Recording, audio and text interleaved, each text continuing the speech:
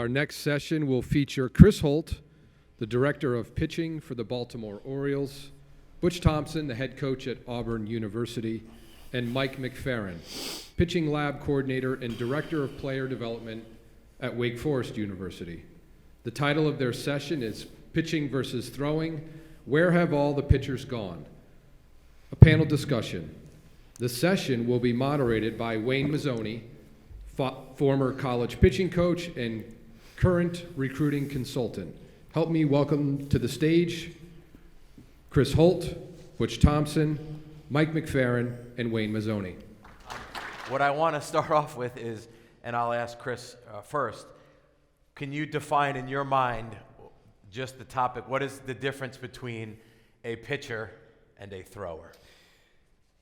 It's great to see everybody here. And I think when we're talking about this particular topic, it's a pretty big topic to unpack, because we know that pitching is, at its very core, the ability to throw, and these days at a minimum velocity for a minimum duration, and then be able to recover. And then we know that pitching skill is how the game is played and how you get guys out. And it's really the blend of those two things that make up elite pitchers, the high throwing capability and high skill level.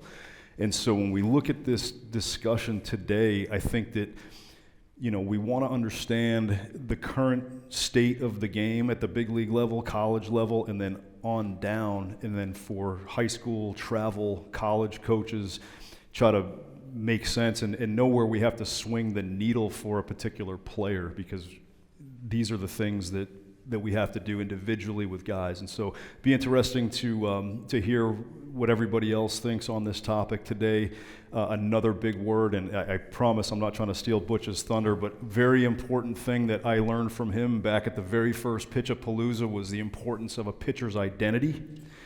And so when we're talking about the difference between pitching and throwing, the identity for your pitcher is at the heart of this discussion as well, and what kind of pitcher he is going to be, not just what type of thrower.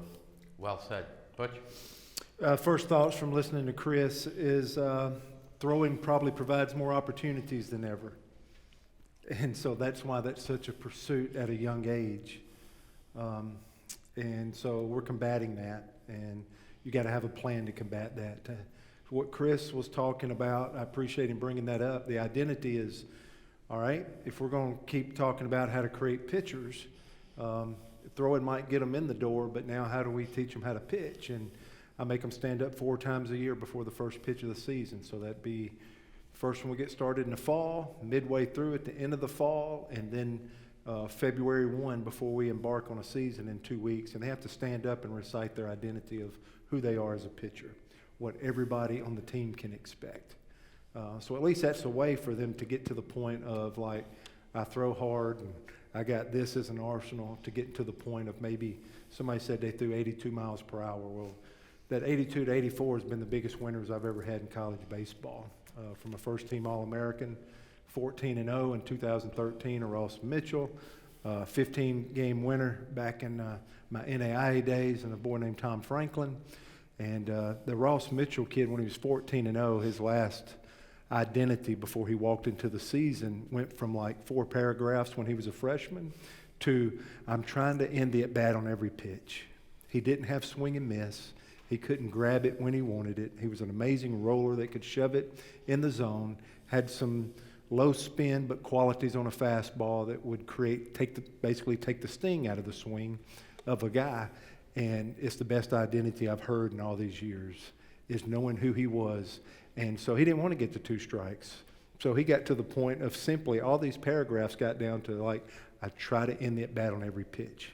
Again, we know the problems, and all we do is talk about problems. I love the identity piece because it forces you to look at a solution. And making a guy have to stand up in front of his peers 4 times a year, that identity gets better and stronger. And as soon as somebody, if you're young and can find your identity, you dominate.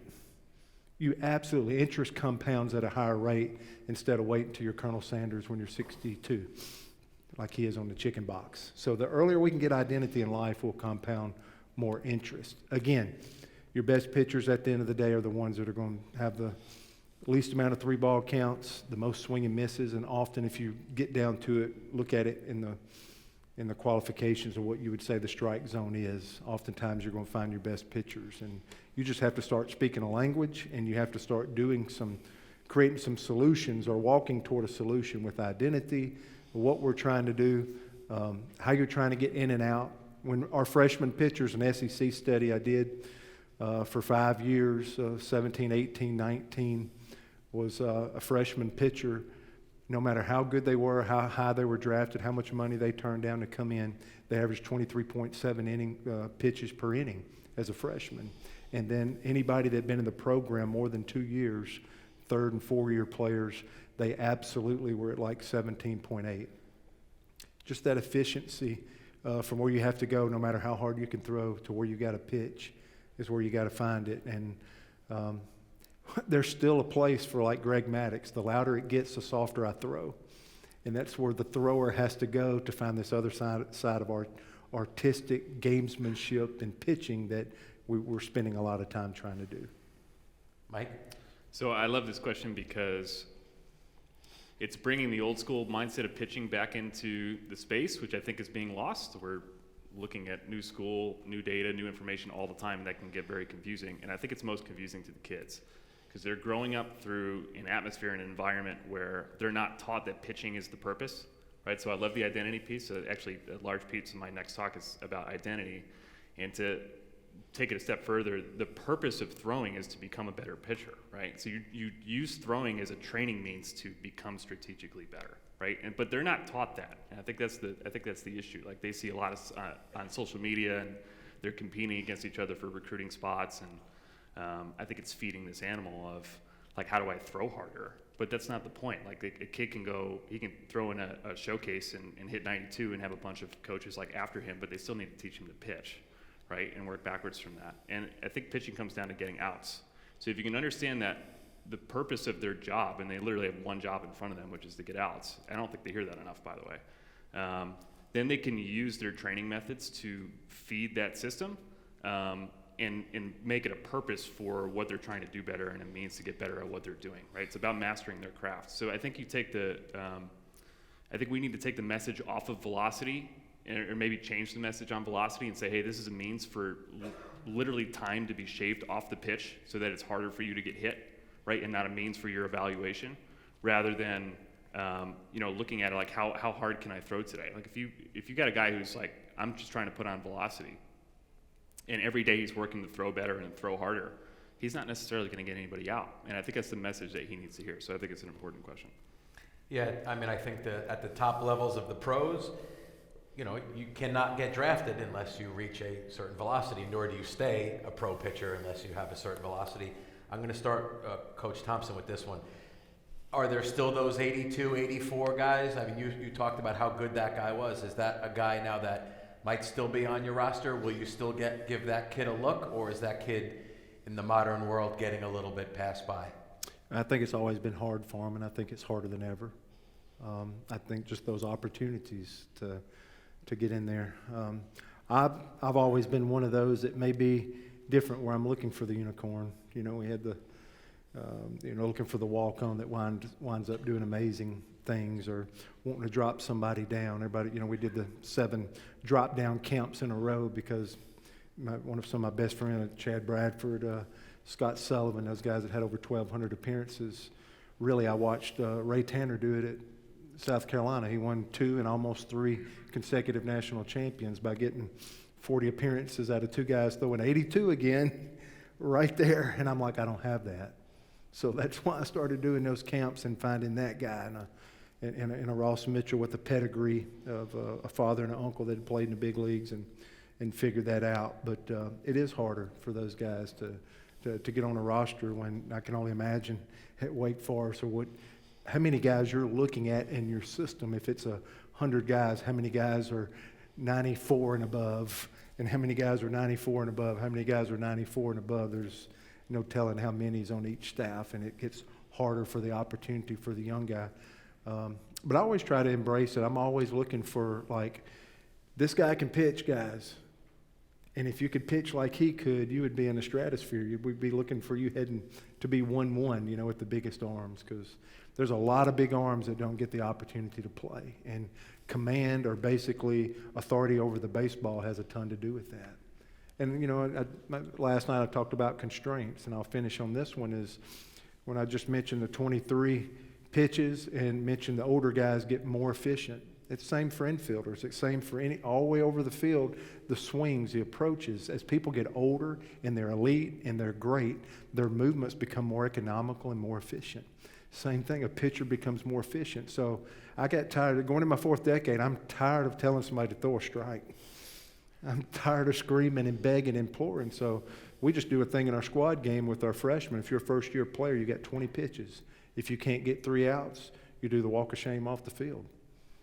And whatever's out there is a run. So if you leave guys at first and second, you know, those are 2 more runs tacked on. And I'm not yelling at you. I'm not begging you to throw a strike. But in some way, I'm forcing efficiency to hopefully help you, because, you know, none of us in here need to be throwing a guy 28, 32 pitches in 1 inning when you control the environment like in a fall practice or a squad game. So maybe that's another good thing to help efficiency of encouragement without having to yell, throw a strike for your entire career.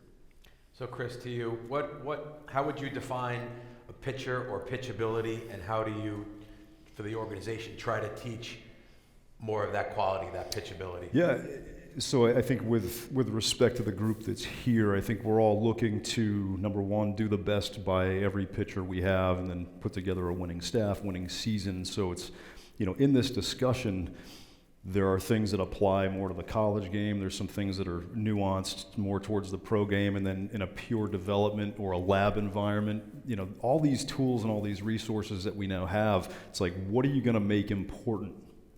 And so you hear Butch talking about what he makes important. You hear some really good points from somebody that's familiar with data, tech, and all these things. It's like, yeah, it's all part of the recipe, but what are you going to prioritize and make important? So when we talk about, you know, throwing capability and building a certain foundation of velocity, durability, and then ability to recover, that's a very important piece, and it should be a piece of the recipe.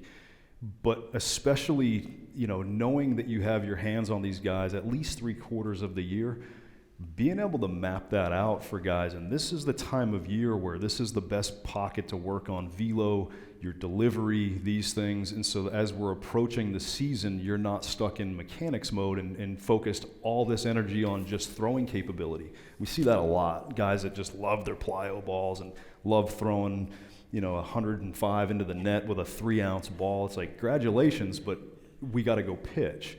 And so, yes, there's a time and a place for that, and being able to map that out for your athletes is a really important tool that you can bring to the table for them. As we transition from an off-season or a velo development program, you want to start to get them into more rhythm, tempo, athleticism, the things that come through that repetition, the things that go through that training that's more cognitive in nature with making pitches with your high-octane stuff. And so when you talk about pitching versus throwing, it's all a piece of the recipe. It's like, how are you going to, you know, segment out that year and those training cycles, and then have them in a routine that maintains the things that they did well working in the off season, but baked into a daily routine in their throwing program, baked into their bullpen work. And then game day, it's like, it's trust your training, go pitch. It's rhythm, tempo, get a rip, and then get after somebody. So it's not that you have to swing the needle one way or the other. There are people on the Twitterverse, I'm sure, that like are, you know, velo is BS and we got to get back to command. It's like, yeah, well, velo is your entry. That's how you get your ticket punched. But being able to identify these things that each player will need, and then help them to organize how they're going to go about working on those things, and then transitioning to what's important when it's important. Very, very key in this whole discussion. So Mike, I want to say something to you. When I prepped for this, I was under the impression that you were here as the new school young guy in the pitching lab at Wake Forest with the tech, and you were going to be more the, you know, thrower. And then you said to me, oh, no, that's not correct. With all we're doing, we're trying to teach pitchability. Can you kind of expand on that? Yeah, I say it a lot. We're a pitching lab, not a throwing lab. Like, we have to work backwards from what happens in the game and what the ball does. And biomechanics is a tool to get guys better, right? It's a way to find energy and transfer through their body, or a way to polish and tweak like what their pitches do and what their shapes do. It's just information. Like, it's all it is. And information, the secret to using information is all on how you use it, right? So the reap the best benefit is just in how you make sense of it and how you apply it. But I think it can be a scary thing to look at in the face until you realize it's just there to measure what's happening so you can use it accordingly. And to touch on the throwing versus the pitching piece, like, I think with so much info, they can get overloaded very quickly, and there's a really great hack, and I think it happens through the mind. The best advice I can give you guys is to, when you're working on things with guys, especially on how they're moving, create a development mindset and a competitive mindset. They're two very different things. And the second they touch the rubber, have them completely shut off the development mindset and just pitch. They should be about, like, one thing we talk about is reference points a lot. So if you pick where you want the pitch to start, you can use something on the catcher, you can use something on the umpire, or whatever you want to use, but have them just focus on that point and then move through that point, and then just let the pitch be whatever it is. And you solve a lot of issues that way. You solve command issues, you get the shape in the part of the zone that you want if you teach them to start it in the right place. And hopefully the movement habits that they've been building, which is how we teach guys in the lab, is we just have them make neurological habits, right? So basically we repeat certain movements until they're just wired in their brains on a daily basis as part of their warm-ups. And if you've done that proper work, when they touch the rubber and just shut everything off and go compete, those things should show up. And that's been a huge part of our success in getting guys to throw harder, for sure, but also change pitch shapes and simplifying and whittling down, like, one simple focus on what my job is and how I go execute it, and letting your work kind of show up from that. So it's a good way to balance those two things. Excellent. All right, to Coach Thompson, to start this, I've always found it fascinating. You see it in the big leagues, in the playoffs, when even though they have a pitching staff of 13, 14, at crunch time, guys are coming back on short rest. They have their trusted group. I know in college you probably carry 18, 20. When the playoffs come and push time, you probably have 6 to 8 that are at the top of that group. I think it happens at various levels, probably happens down in high school and whatnot. What are the qualities that gets that guy into that top 6 to 8? What is that pitcher doing with his stuff, with his development? How did he get in that group? Why is he so trusted and gotten into that spot? One, I've never had a season to date where I felt like I had enough pitching. I can't imagine over 162 games, or, but the 56 games that we play, I've never felt like I've had enough pitching, whether I had 20 or 30 or ever how many you've had on a staff. The guys that wind up being at the top of the food chain are the ones that probably have the most confidence, are the ones that check the most boxes. So they're a large slice of pizza. Velo don't always get 2 votes. I do want to say I love velocity. I absolutely, so do you. Because if I threw this water bottle up and caught it, that was basically 0.4 of a second. That represents a 90-mile-per-hour fastball. And when you start getting a 0.25 and you start going up to 95 and getting on up there, whenever you decrease a hitter's time, it's potentially to your advantage when you take something away and cause them to have to do something in a shorter span of time. So we love velo, even though we know this phenomenon is going on, but it only gets 1 vote. So all these slices of the pizza, those top 6 or 8 guys were probably my most confident guys through all the years. A lot of them had the velo component because it just decreases the time. But that pitchability, that awareness, the guy, when I can see our guys taking the next step and becoming that number 6, number 8, is when the shortstop kicks the routine ball and he turns around and says, "Hey man, I want the next ball hit to you." That's a lot of throwers struggle with that, or just a lot of pitchers that are immature struggle with that. And then it's not just being able to throw a couple of pitches. If you're going to really start, you're probably going to have to hang on to a fastball. And really, can you throw 2 different fastballs instead of it being the same single rhythm every time? Can you texture, or can you at least put it on both sides of the plate? Yesterday I talked about the freshman plate where I get all these right-handers. They can throw to arm side, or they can throw way too far away from a lefty and they can't get a ball to their glove. their ability to throw a fastball to both sides of the plate probably give you a great chance to be in that top 6 or top 8. And that's not necessarily velocity, but the ability to command the ball to both sides of the plate. And then a second pitch. And we're doing all this stuff now with curveballs and sliders and splits and changeups. And I love, because Mike Glavin was here this morning, I was thinking about Tom Glavin, the 2 best things that Tom ever told me. I said, how do you pitch 21 years? And he's like, well, I almost didn't get there, because in AA, my fastball is not better than anybody on the staff. My curveball's the worst on the staff. And I'm like, what did you do?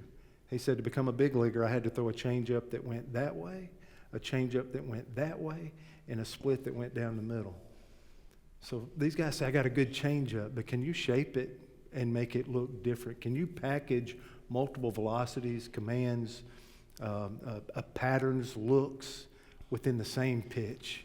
That's when some magic stuff can happen.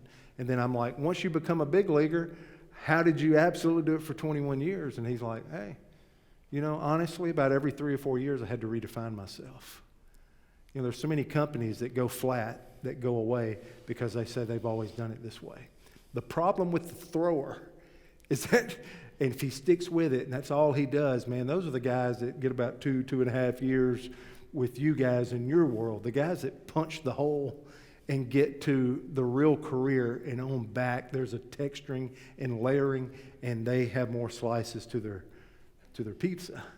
They make a good, solid, you know, big, large pizza with a lot of toppings. And that's where the thrower, if that's all they're doing, they're not creating enough slices to be a complete pitcher. And I never forgot about that, because the worst companies ever, they say, we've always done it this way. And the best in the world have an ability to change while they're on top, or they can redefine themselves 3 or 4 times in their career. Did Tom throw that old curveball? Yeah, once he got to the big leagues, he flipped that old thing in there, but it didn't get him there. And those are good memories for me to have and start thinking about throwing and pitching. And I don't want to hear anybody say that those guys would not be able to pitch in today's game. And I don't believe it, because I know their confidence from being around them. I know that ability, that just that FIO, the figure it out piece. You're good at what you focus on. If all you're focusing on throwing, you will hit a wall and your development will be shallow. If you can get a great coach or somebody, a teammate to your left and to your right, or you can get in the right program and get to the depth of trying to discover all these different avenues and tap into all of them, that you have a chance to be the best you could be. And Chris, to you, I mean, with all the minor league guys and the velocities, I mean, I see at places and facilities, I see guys 95 to 97 that are independent and can't get signed with someone. So what qualities, you know, either move guys up or end their careers? So everybody that gets drafted or signed has at least one top quality or elite weapon, we'll call it that. And for some guys, it could just be they spin a breaking ball really well, and we know we have to develop some sort of heater that's going to go opposite the breaking ball. In terms of like the red raw meat, in terms of like the stuff and command, what allows guys to continue to move up, number one, is that they are not just renting their best weapons, but they're replicating their best spins on their heater, their breaking ball, their changeup. And then obviously number two is that they throw it over the dish, they can get strike one, and then also get it to be a non-strike when it's time to have a non-strike. And so, you know, when you talk about all the guys and the mass of guys that are in pro ball, it's like everybody has stuff, and it's like who's going to be the most consistent, who's gonna still be able to play the game and attack the zone with high octane stuff.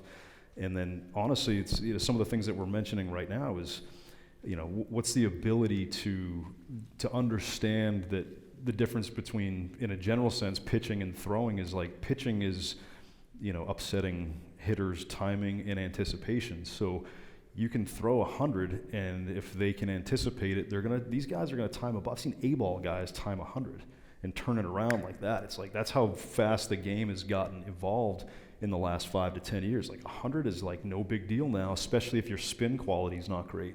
And so the ability to not just locate, but upset timing and anticipation, whether that means location or just timing on the pitch and beating guys front to back, That's what really levels guys up quicker, because if you're just trying to beat guys with heaters, eventually that runs out. If you're just trying to spin a guy a bunch, eventually you have to be able to get a heater through the zone, to get him off the breaking ball. So it's, whatever your strength is, that's good, but you've got to match it with the ability to locate, work your count, and then be counter to pattern and mess up timing and anticipation.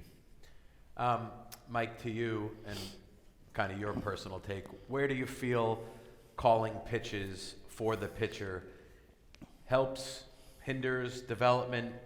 What do you guys do at Wake? Butch, what do you do at Auburn? What happens in the minors in terms of calling your own game and pitch calling? Yeah, so I'll speak for our pitching coach, obviously, which I hope it's okay. I'm sure he won't mind. But yeah, I'm kind of amazed that at the big league level and the pro level that no one's calling the game for the catchers, because it's just so much information. And there certainly are catchers that are capable of doing that, and they're brilliant, and they're sitting behind the game, and they're the one closest to the game, right? And they're like, if you think about like a Yadi Molina, like I've worked with guys who threw to Yadi, and they're like, they just put the game in his hands and like let it go, right? Because you know that he's got him. But I think there's so much info that with pitch calling, we're really dissecting every at bat and every swing. Like, okay, what shapes do we have on the pitching side, and what's the shape of their swing? Like, what can they and can't they hit? And that's a ton of information for a guy that can't keep it on his person to have in the middle of a game, right? So I think if you want to get the most out of your game, you teach your catchers what the general game plan is and said, hey, like, here's what we're going to go do, step by step, each pitcher, know our weapons, and then know their weaknesses. That's like the secret combo, I think, of these things. And have the catcher be aware, but then manipulate and joystick the game from whatever, a walkie-talkie or a sign calling system or whatever it is. And so then I think you get the best of both worlds. And if you have a rapport with your catcher, it seems like you can trust when they see something and go with what they need, and vice versa. Butch, any comments? Yeah, it's just complicated. It's I'm such a great pitching coach. We won an NAIA national championship, and it didn't feel right to me. Brian Shoup's my mentor and a great guy. The year before, our best pitcher was 5-5. His name was Seth Bobbitt. At our end of the year meeting, it didn't go so great for me. And he just, as in front of coach, was like, I'm sitting there, and Seth's like, I think Butch is the worst pitch caller that I've ever been associated with in my life. And the younger version of me is the idiot come out, and I'm like, I'll never call another pitch for you, ever. He went 12-0 and threw the last pitch of the national championship the next year.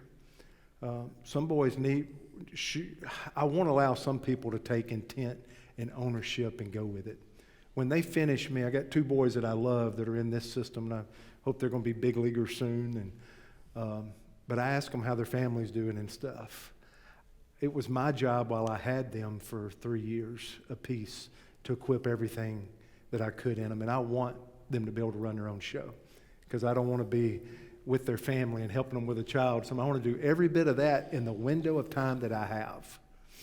And then conversely, so it's good for them to be able to run their own show. In Georgia, I can't remember it was 2004. It was a year that ended in Omaha. It was special. But we were 5-9 in the Southeastern Conference, and it was a Saturday night, and LSU had beaten us about 32-3 the first two games.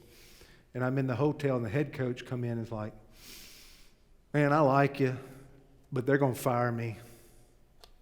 I need you to start calling pitches. And we had a great one. Clint Salmon's played in the big leagues a little bit for the Braves, and he was a junior, and I thought it was time for him to run it, and I'm trying to give it and see if he could stand up as a man. And I said, Dave, I'll serve you in any way possible as an assistant coach. I'll do it. So he's like, yep, if they fire me, I want you to call pitches. I'll feel better than the catcher, the player, Clint doing it. I go, okay. So we did. We won 13 games in a row in the SEC and went to Omaha and won the SEC championship. But I still don't know where the answer's at, whether the coach should do it, whether the player should do it. I would think that my best guess and what I've tried to do is if we go 3 innings, I would have the catcher, the coach, and the pitcher. And then maybe next week, it's just the pitching coach calling it. The next week, just the catcher, and then circling back around for the pitcher to call it. And it's a self-discovery. We have so many things where we're getting individual in our workouts and stuff, and Some of us are more supinators and pronators, and we're finding all these things out for pitchers. It's probably, the answer is probably in there somewhere as well. Of like, unless you go on a journey and really try to find the solution, I tell you the wrong answer is everybody calling their own game. The wrong answer is if the catcher's doing everything, because you're not going to match the personalities and identities of everybody. There's some pitchers that, maybe you can call the game for them when they're freshmen, and then they can, at some point, when it's time to give the boy the reins. And then there's some people just aren't interested, and then there's some people that can be better if you give them and allow them to go with their ownership. So to me, that's a very tricky question that I don't have the answer to, and I've been struggling with that for a long time. Well said, Chris. That's fair. I'll try to simplify and try to maybe do a little red meat here, because really what we want to walk out of the room with is, okay, well, what's one thing that I can do to help everybody on my staff leverage their strengths against hitter weaknesses and upset timing and anticipation. We know that they have to command the ball, they have to have some sort of stuff, but in general, and things that we have the benefit of using at the pro level, which is technology and analytics that identifies like everybody's top graded weapons and how it's going to be against lefties and how it's going to be against righties, and then here's how this off speed pitch is projected to play against minor leaguers, big leaguers. And so we have all this information. It can go right on a catcher's wristband and tell the catcher, this is the best weapon to face this hitter, because we know this about the pitcher stuff, and we know this about the hitter's swing or damage zones. All those things that most of us don't have the luxury. But I'll boil that down a little bit to going, okay, we know that each pitcher has a repertoire. He might have 4 pitches in the repertoire, but he might only have 2 weapons. So for you as a coach to be able to identify what his weapons are, it starts to feed into that identity, and he can prioritize anchoring to his weapons. And that's going to help him to get to the other pitches that complement those 2 weapons when the hitters start to adjust, if they adjust. But also it gives you something to where it's like, I'm not going to get complicated and just say this guy needs to throw a changeup because that's what we do in this program. It's like, changeup might be a great weapon for Mike, but my weapon might be a curveball. So I'm not going to just have these blanket rules where I'm just going to, we got to throw 12% changeups and all these things. It's like, no, use your weapons, okay? There's a lot of, Garrett Cole started throwing changeups only the last couple of years and has been an elite laser beam precision big leaguer since, 17, 18. And he doesn't throw a changeup. So, like, you have to be able to know what your weapons are and then be able to anchor to those to then open up the other options. And that makes it easy for the catcher to a degree too, because on a given day, my best weapon might not be this really good heater that I normally have. I might have to lean on my breaking ball that day, and that's part of pitching is, what do I got in the first couple innings? So it's kind of a fluid situation, and it's not to make it more complicated. It's like in real time, does my catcher know my pitcher's weapons? Does he know what he's capable of locating to lefties and righties? Because it's very different for opposite-handed hitters. And then also, what are the weapons right now in this game? Has his fastball deteriorated because we're in the 5th, 6th innings, and he's, now we got to change speeds a little more or lean on something? So, like, do I know my guy's weapons? What are the weapons right now in this game? And what are my best weapons against these hitters in this pocket of the lineup? Well said. One of the things, we talked about kind of an actionable thing to take out of here. One of the things that I've always said to pitchers and coached college pitchers for a long time, I became a really good pitcher by throwing batting practice. Through, like many in here, millions of pitches. And when you're throwing to a hitter who wants the ball inside, if you can't get it inside, you're not much of a batting practice pitcher. You just can't help him work on it, or if he needs a changeup or a breaking ball. So I got really good at pitching when all my athleticism was gone, but by reps. So there's a place for all the strength training and long toss and bands and arm care and plyo balls. But I think today's kid probably does not throw a baseball to a specific spot just enough. They just don't. And, talking about building velo, going from velo stage to actually ending the at-bat on each pitch, which I wrote down because I love that. I think you got to constantly throw that pitch. You'll talk to a lot of kids, and you'll say, well, what is your repertoire? Well, it's fastball, curveball, slider, change. Okay, how much do you trust the changeup, 1 to 10? I trusted a 3. Okay, last week, how many change-ups did you throw? 1 in the game, 7 in the bullpen, 10 on the side.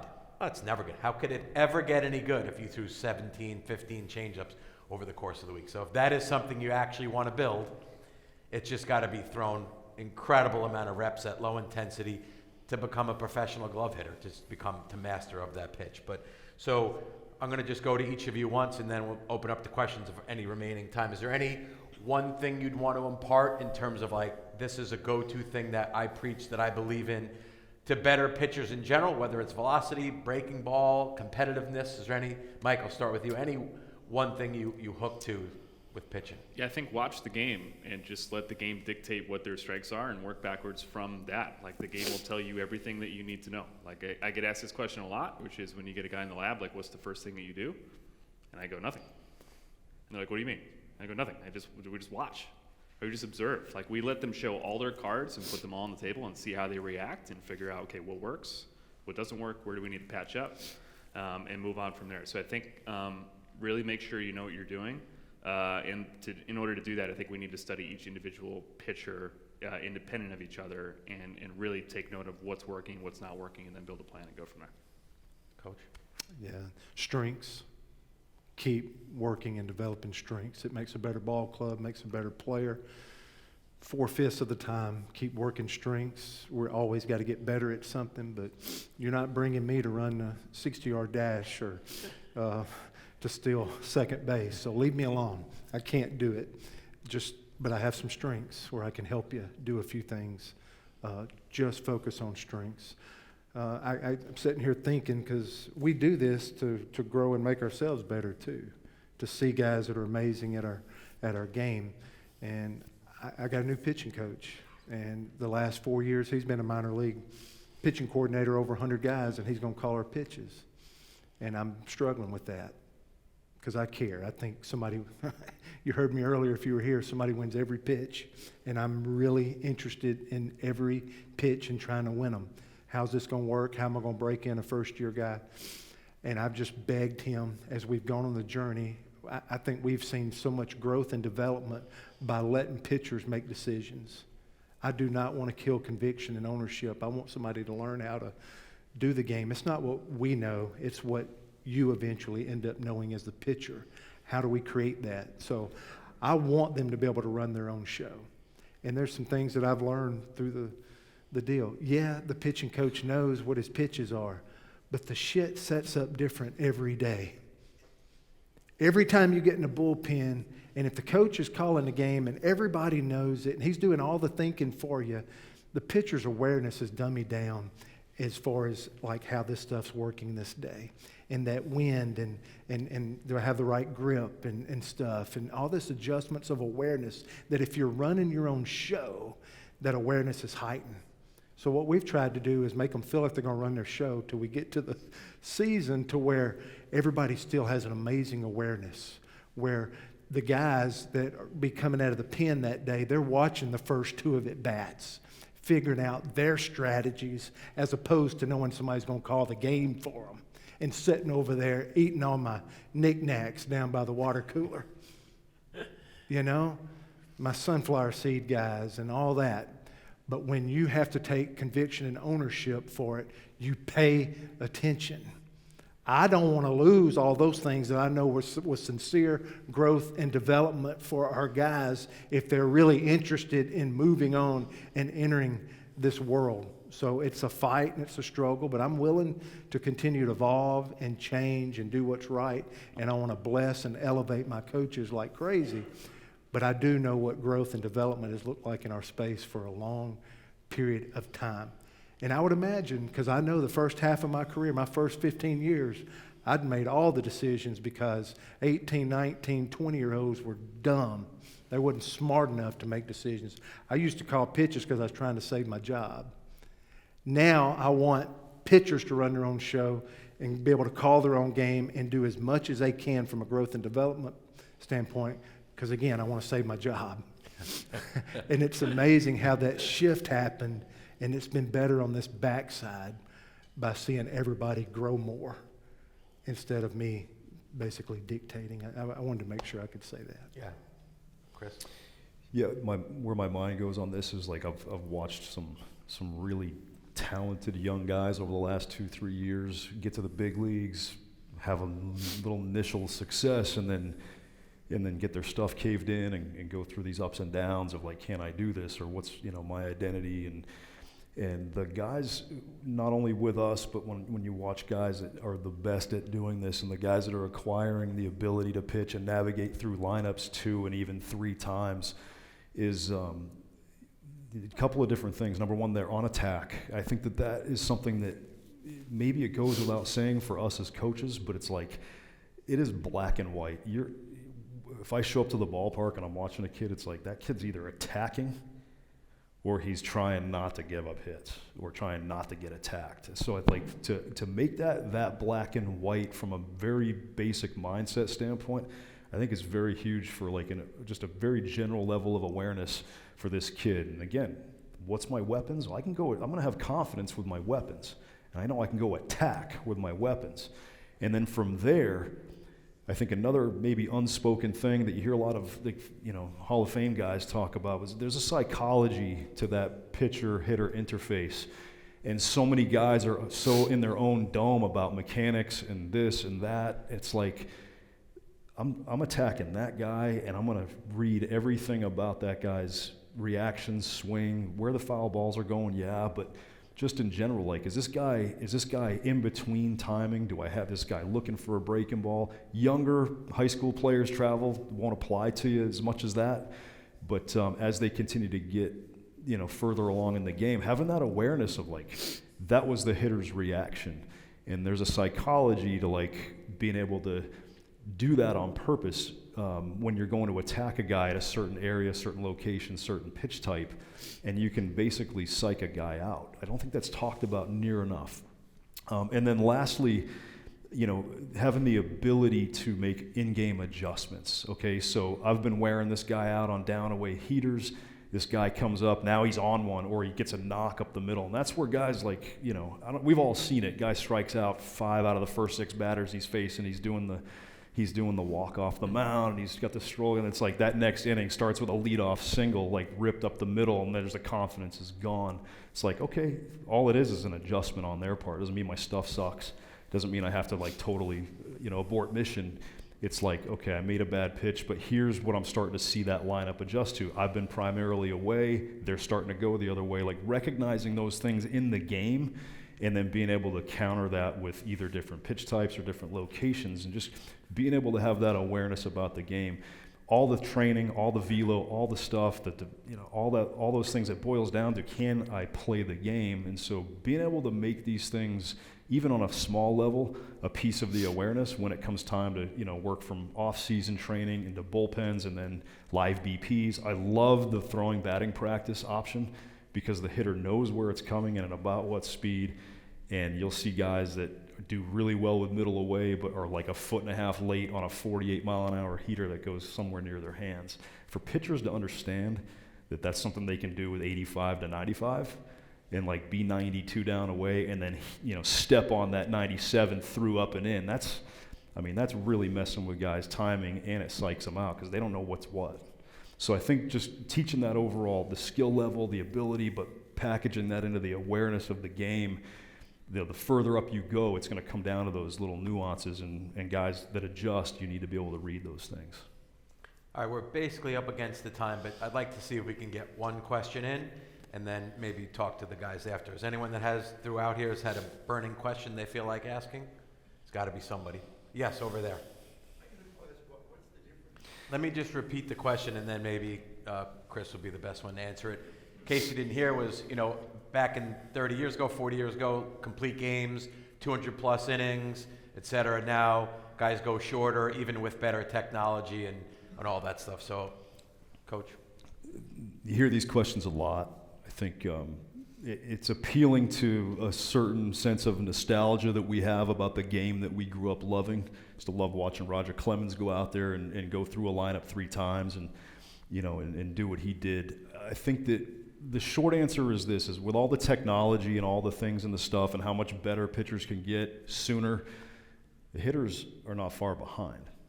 And so, especially at the major league level, but even the upper minor league levels, working through a lineup efficiently twice on 100 pitches is a very tall order for a lot of guys to do, because guys have the ability to foul more pitches off now.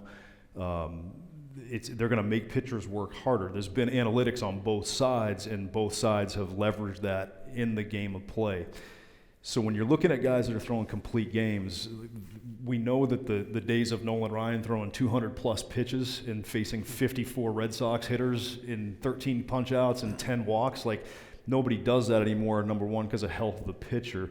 But you look at the evolution of the game, it's like basically the third time through the order penalty is a very real thing. It always was, but it's what everybody else did. Now you have certain teams that are going, we're not doing it. And it even works to a fault. I think you can cite, like, Rich Hill getting pulled by the Dodgers in 2017 World Series when he had that whole lineup psyched out. So that's another piece. Like, there's a psychology to this thing where if a guy's rolling, okay. But if a guy's, really having to labor to turn that lineup over into a third time, you don't want to take a loss just because you feel like you want to give this kid a chance to prove that we can do it the old school way. It's like you're going to tee that next guy up to come in and come in fresh and start letting it rip. So yes, analytics and all the things that can be leveraged to maximize wins, maximize pitcher success, and that pitcher-hitter interface are all very real things. It is, it's a once-in-a-while occurrence where you see that, that 100 or less pitch complete game with the Sandy Alcantaras and the guys that are, getting outs on 3 or less pitches. And so because there's such a premium on swing and miss now, that's raising the number of pitches per at bat. It's like it's a mantra across a number of organizations. Let's get to 0-2, 1-2, and then put them away with swing and miss. Well, that precipitates some strikeouts. It also precipitates 0-2 to 3-2 a ton. And you start factoring that in now, you're not going to be able to be efficient working through that lineup a third time and stay out there. So it's not necessarily ideal, but it's the way the game has evolved, and hitters are stronger, faster, like the whole thing now. So it's not just on the pitching end. There's an action reaction. Everyone's always trying to one up the next guy. I think it's probably the easiest way I can answer that is the evolution of the game kind of dictates those things, but then the advent of applying analytics to like maximizing wins, it doesn't lie. Yeah, I think we'll end there. I think we could cover a lot more, but to be respectful for the next group, we'll end there. Thank you guys for coming and joining. Hope you got something out of it. Thank you.